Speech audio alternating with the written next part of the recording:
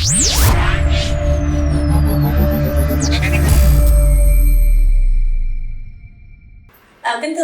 chào tất cả quý thầy cô, tất cả quý vị khách quý và đặc biệt là tất cả các bạn trẻ ngày hôm nay.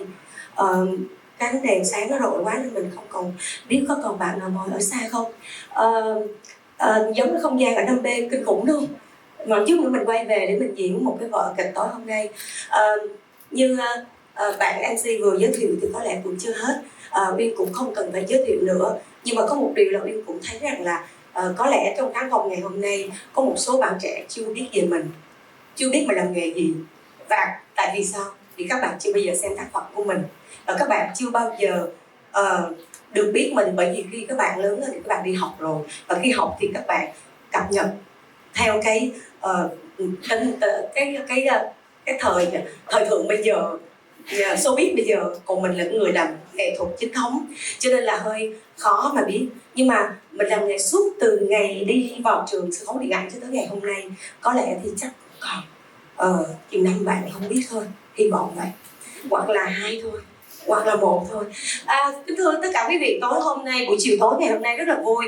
Đúng là một không khí rất là ấm cúng, và một không khí là giống như là một gia đình, giống như những người mới biết, mà giống như người đã biết lâu rồi. Có lẽ là vì sao? Là vì tôi thấy một cái không gian tổ chức như thế này nó gần gũi, nó không phải là cách biệt giữa sân khấu họp và người ngồi xem ở xa, cho nên cho cảm giác mình dễ chia sẻ hơn và tình cảm hơn. Như quý vị cũng biết là suốt quá trình làm nghề của Mỹ Uyên được nhà nước phong tặng nghệ sĩ ưu tú quả là một cái chặng đường không đơn giản một chút nào. Đó là một cái sự khó khăn và con đường không bao giờ trải qua học cả. Và để được cái danh hiệu nghệ sĩ ưu tú đó thì Uyên cũng đã nếm trải rất là hỉ nộ ái ố trong nghề. Chúng tôi hay dùng từ đó, rất là khó khăn và rất là trăn trở, và đó là vất vả trong những cái công việc của chúng tôi. Tôi nhớ ngày đầu tiên khi mà tôi vào trường sân khấu điện ảnh thì là tôi cũng mong men đi tìm cái trường 125 Cống Quỳnh nó nằm ở đâu, và tôi đi ngược chiều cái đường Điện Biên Phủ, mà tôi cứ chạy ngược chiều. Tôi nói ủa sao mấy người mất lịch sự quá, chạy ập vào tôi, và tôi không biết, tại vì tôi là một cô bé ở Tây Ninh lên thì tôi cứ đi lấy tìm cái xe đạp và tôi đi tìm cái trường đó. Bởi vì trước đó tôi có một cái cuộc thi là tuyển diễn viên điện ảnh ở khu du lịch Giang Khánh, có treo một cái băng rôn, tôi đi vào thi. Thì khi tôi thi vào thì tôi thấy rằng là có những người bạn thi chung với tôi thì thi diễn viên phải có thi cái một là diễn xuất. Thì tôi thấy có những người bạn của tôi sao diễn giỏi quá, thì tôi hỏi ủa sao bạn biết diễn vậy, sao bạn diễn giỏi như vậy, tôi không biết diễn như bạn. Thì bạn nói rằng là bạn học trường sân khấu. Thế là ngày hôm sau tôi đi tìm cái trường đó và tôi thi vào. Và khi tôi thi vào thì tôi học đến gần năm cuối thì tôi làm bài tốt nghiệp. Lớp tôi có khoảng gần 40 người, nhưng mà rụng nổ hết, có nghĩa là bỏ cuộc hết, còn khoảng 30 người. Thì 30 người sẽ chia làm đôi, làm 2 vở tốt nghiệp, hai bài tốt nghiệp. Thì chuẩn bị làm tốt nghiệp thì tôi được một anh phó đạo diễn và một nhóm của nhà sản xuất hãng phim Giải Phóng, hiện nay thì cũng cổ phần hóa rồi. Ngày xưa ấy hãng phim đó là một hãng phim nổi tiếng của nhà nước, và khi hãng phim đó có những cái bộ phim đình đám gọi là phim điện ảnh. Có lẽ các bạn cũng không biết phim điện ảnh bây giờ nó khác phim điện ảnh ngày xưa. Phim điện ảnh ngày xưa là những cái bộ phim như Kodak, Fuji, những cái ống kính bự. Và khi tôi may mắn tôi được đóng phim đó, và khi đạo diễn Nguyễn Minh Sơn là giao cho phó đạo diễn đi casting thì chọn tôi vào cái vai đó. Thì một vai thứ chính mà vai rất là hay, thì tôi nhận lời ngay. Và khi tôi sực nhớ lại là tôi phải làm bài tốt nghiệp, và khi làm bài tốt nghiệp thì tôi lúc đó tôi về tôi xin thành nghệ sĩ, hiện nay là thầy là nghệ sĩ nhân dân Trần Minh Ngọc, 84 tuổi, và thầy vẫn là còn người, cũng còn làm nghề, đang dựng vở với tôi, hiện nay đang dựng vở với tôi. Và thầy là chủ nhiệm và đồng thời thầy cũng là hiệu trưởng trường cao đẳng sân khấu điện ảnh.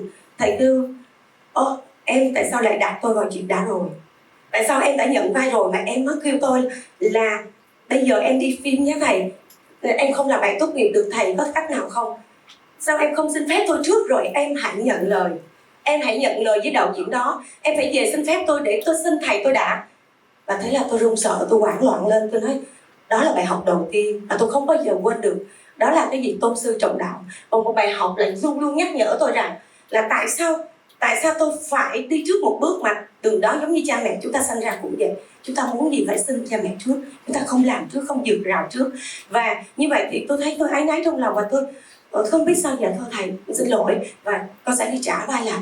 Và tôi đi gặp anh ekip sản xuất thì tôi trả vai lại, là lúc đó mọi người tiếc quá thì vì tôi rất hợp vai. Và sau đó thì thứ bảy chủ nhật thì thứ hai tôi vào trường thì thầy kêu là thôi em đi nhận lời đi, tôi sẽ nói với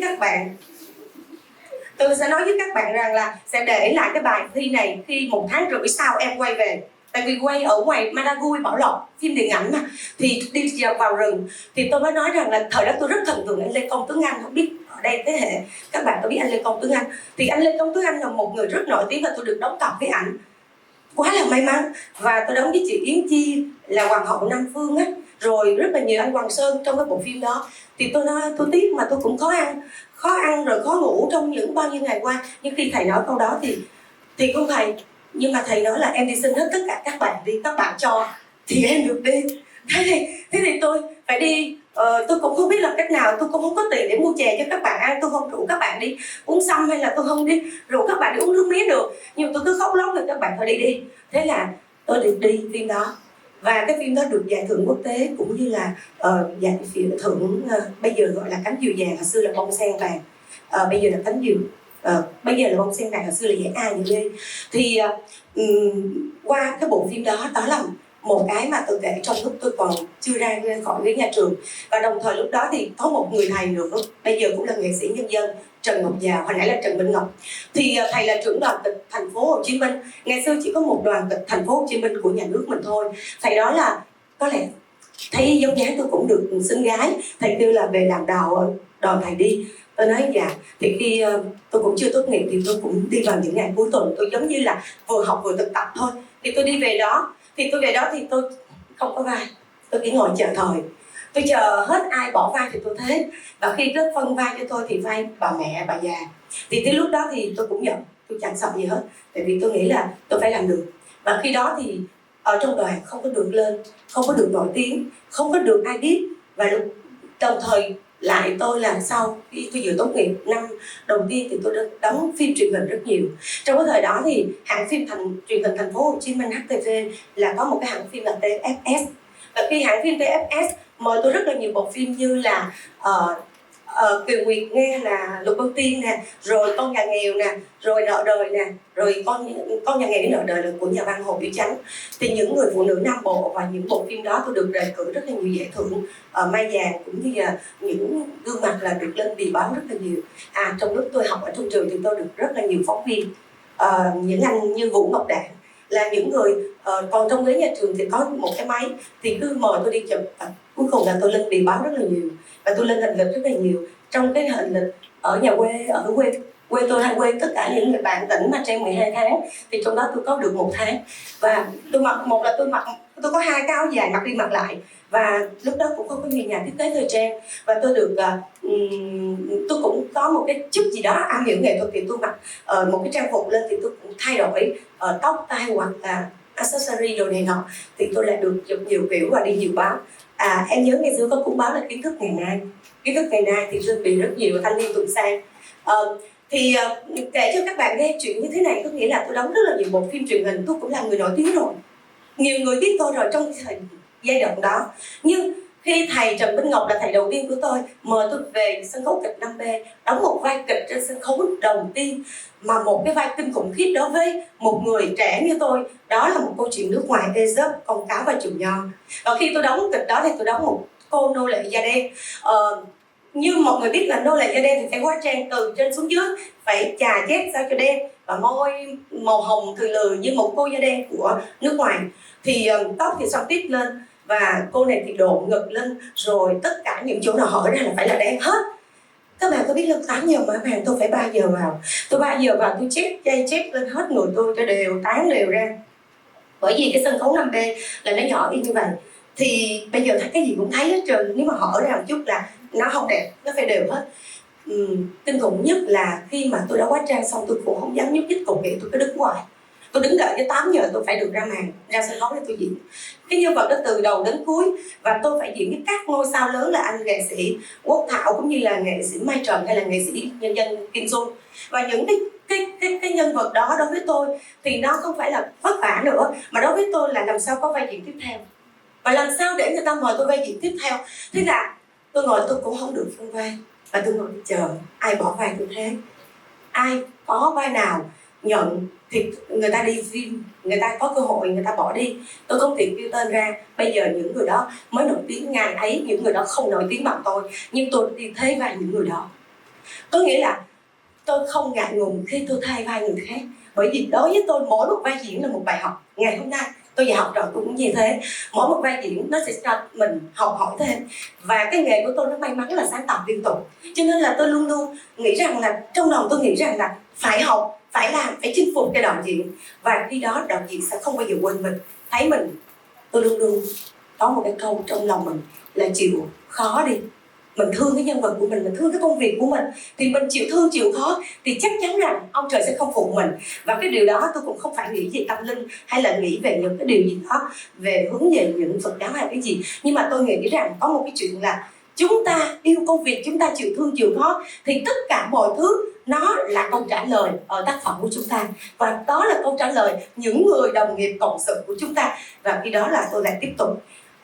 Tôi kể đến đây thì có lẽ là cũng chưa hết đâu, vì nhiều bộ phim tôi đóng mà chịu thương chịu khó trên sân khấu không là gì cả. Mà khi đạo diễn mời tôi đóng một bộ phim mà tôi nhớ Những Đứa Con Thành Phố của đạo diễn Đỗ Phú Hải, là cũng toàn là dàn ngôi sao đóng thôi, thì khi mà quay ở cạnh chỗ quăng bom mìn ở Thủ Đức mà nhảy xuống sông, thì cái sông ở ngoài Nha Trang, thì bắt đầu đi ra cái bối cảnh họ về rừng sao không biết, nhưng mà khi nhảy xuống sông thì cái cô này là cô bé Giao Liên, thì ôm bom mìn để quăng để vô cái trại lính đó để cứu mấy chú của mình.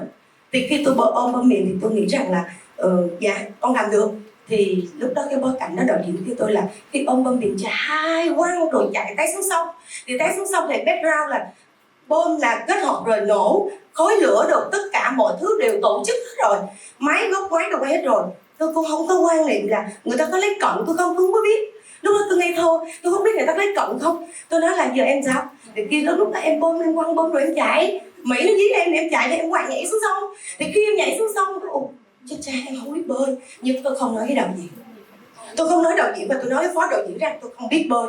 Và tôi nói với tất cả mọi người đừng nói với đạo diễn. Nếu nói đạo diễn sẽ không thực hiện cảnh này, và rất khó khăn cho mọi người nói em biết bơi. Ủa vậy thì sao? Em sẽ nhảy xuống. Và khi em nhảy ở điểm đó, quy định em nhảy điểm đó, thì các anh thiết kế làm ơn phóng xuống lôi em lên. Rồi bắt đầu, chứ không em chết là em chết chìm luôn á. Là bắt đầu, mà em sẽ nói với anh biết em khoảng 20 giây, em nín thở dưới đó, kịp không? Thì các anh kêu là kịp. Thì tôi mới nói vậy chơi luôn. Thì bắt đầu mọi người cứ tưởng tượng rằng một cái chuyện là người ta có thể đi tiền cạn, người ta có thể đi khảo sát là trên dưới đó có đá hay là có miệng chai gì đó, không cần biết. Nhưng mà hồi xưa không có bảo hiểm, không có gì đâu. Thì tôi mới nói tôi còn nghĩ được. Ngày đó tôi còn ý thức được một chuyện là không được anh ơi, nếu em nhảy xuống thì khi đó đạo diễn chưa kêu cắt thì sao? Thì bây giờ em chết là ngọt rồi sao? Thôi thì bây giờ em sẽ làm vậy nha, em sẽ dưới nước em sẽ làm vậy. Xong bắt đầu em chạy qua khoảng đâu 3 mét, anh nhớ ngắm chừng 3 mét anh lôi em lên nha, chứ em không còn chỗ cũ à. Xong bắt đầu mấy anh mới nói rằng là ok ráng nghe, giỏi, cố gắng.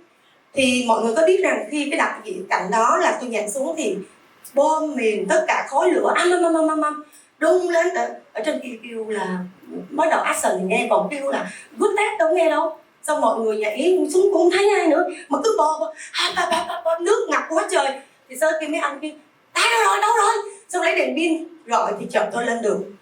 Thì tôi cũng muốn ngất xỉu, tôi cũng muốn ngọt thở, nhưng mà tôi không muốn cho mọi người thấy rằng là cái điều mà tôi yếu đuối đó, tôi không muốn cho mọi người thấy. Bởi vì sao? Bởi vì tôi muốn chinh phục họ, tôi muốn cho họ biết rằng là tôi làm được. Thế là rõ ràng tôi làm được. Mọi người vỗ tay, cả đoàn phim vỗ tay, không phải, tôi nghĩ không phải khen thôi, mà khen cho một cộng sự, một ekip tập thể. Và tác phẩm của chúng tôi nó là cả ekip tập thể, sân khấu cũng vậy. Và khi đó thì tôi rất là hạnh phúc và tôi rất là vui là cái cảnh diễn này nó đạt được good test, không quay lần hai. Mới quay lần hai rất là tốn tiền tổ chức và tốn tiền những con người phải bỏ ra công sức của mình. Thì qua đây thì cho thấy rằng là đó là những cái gì mà tôi có thể thu nhập được. Ít thôi chứ còn rất là nhiều. Có lẽ là MC cũng đọc là giới thiệu bao nhiêu tác phẩm của tôi cũng không đủ, nhưng mà chị muốn nói rằng là những cái tôi mà trải nghiệm, những cái mà cái hào hứng của tôi trong cái công việc tôi yêu thích, thì là nó đã cho tôi đi đến những cái chinh phục đạo diễn, những cái chịu thương chịu khó, những cái yêu thương chịu khó, chúng ta chinh phục được những người đạo diễn khó tính thì chúng ta mới có được ngày hôm nay. Và tôi cũng không nghĩ cái câu đó đâu, tôi cứ lao đầu tôi làm thôi, và tôi cứ lao động miệt mài thôi, và đến ngày hôm nay thì tôi nghĩ rằng là cái mà tôi có được, cái mà tôi thành công, cái mà tôi giỏi, tôi không bao giờ kêu tên tôi ra, mà tác phẩm của tôi gọi tên tôi.